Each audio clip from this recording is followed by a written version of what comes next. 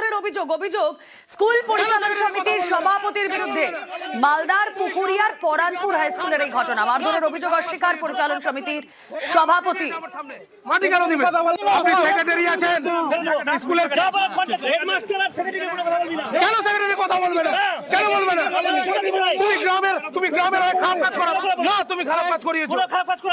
ওখানে মাটি দিয়েছে আমার সামনে, মাটি কেন দিবে? মাটি কেন দিবে?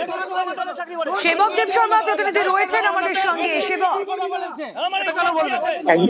দেখো, মালদহের পুকুরিয়া থানার 2 নম্বর ব্লকের পরানপুর হাই স্কুল, এই স্কুলে বাড়তি শ্রেণীকক্ষ তৈরির জন্য বরাদ্দ করেছে অর্থ রাজ্য সরকার। আর এই টাকায় নিম্নমানের কাজ হচ্ছে বলে অভিযোগ স্থানীয়দের একাংশের।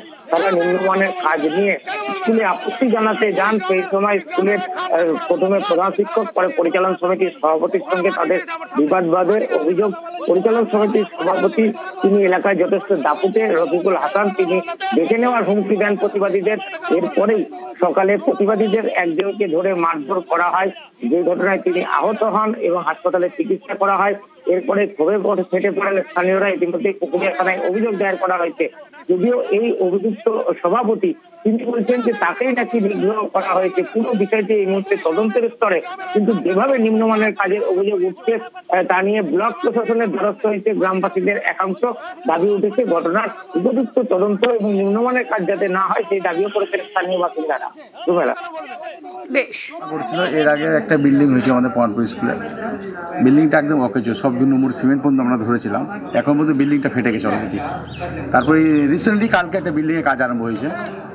এতেও দেখছি যে বিল্ডিংয়ের কাজটা 2 নম্বরে আরম্ভ হয়েছে। আমরা স্যার যে হেডমাস্টার মশাই বলতে গেছি আমরা শুধু একটু বিল্ডিংটা দেখে শুনে করেন। তখন আমাদের পরানপুর স্কুলের প্রেসিডেন্ট বলছে মাস্টার মশাই কিছু বলতে পারবো না, যা কিছু বলতে হবে আমাকে বলতে হবে, আমি সব কিছু করবো।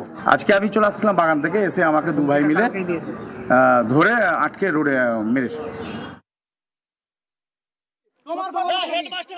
আমি স্কুলে একাই ছিলাম, ওরা ছিল 20-25 জন। এবার ওরা বললো যে কাজ এখানে ঠিক হচ্ছে না, আমরা তাহলে তোরা এক কাজ কর, কাজ যখন ঠিক হচ্ছে না তো তোরা অভিযোগ করে দিয়ে ইঞ্জিনিয়ার বল, কন্ট্রাক্টরকে বল। গলায় ধাক্কা দিয়েছে এবং আমার এই জায়গাটাতে কোনো দিয়ে মেরে কি করেছে। একটা স্কুলের প্রেসিডেন্টকে এভাবে একা পেয়ে ওরা 10-12 জন মেরেছে। রডটা নাকি লোকাল রোডে কাজ হচ্ছে। কন্ট্রাকশনের কথা বলুন যে আদৌ তাদের কি কনস্ট্রাকশনের কোন কোন রড ব্যবহার করা যেতে পারে। এরপরে আমাদের প্রেসিডেন্ট স্যার ছিলেন, ওনাকে ডেকে নিয়ে বললো। তারপরে ওখানে ভেতরে বাইরে কি হয়েছিল আমি বলবো না। অভিযোগ আমাকে এখানে কেউ জানাতে আসেনি, আমার অফিসে কেউ আসেনি। ওনারা ওই যেটা আওয়াজ শুনতে ঘরের মধ্যে বসে থাকতে হবে না। আমাদের স্টাফদের সকলে আমাদের কাছে গেছি, তাদেরকে বুঝিয়েছি, যেহেতু আমাদের অনেকে ছাত্র। ওর দায়িত্ব যে ও ঠিকঠাক করে দেখে কাজ করাবে, যেহেতু স্কুলের কাজ হচ্ছে, এটা ওর তো উচিত এটা দেখে করানো। বাবুদা বাগান থেকে রোডের দিকে আসছিল, তখনই নাকি ওকে ধরে 2 জন মিলে খুব মেরেছে। দাদা ভাই 2 জন মেরেছে। প্রশাসন যা দেখবে সেটাই হবে, যা করবে।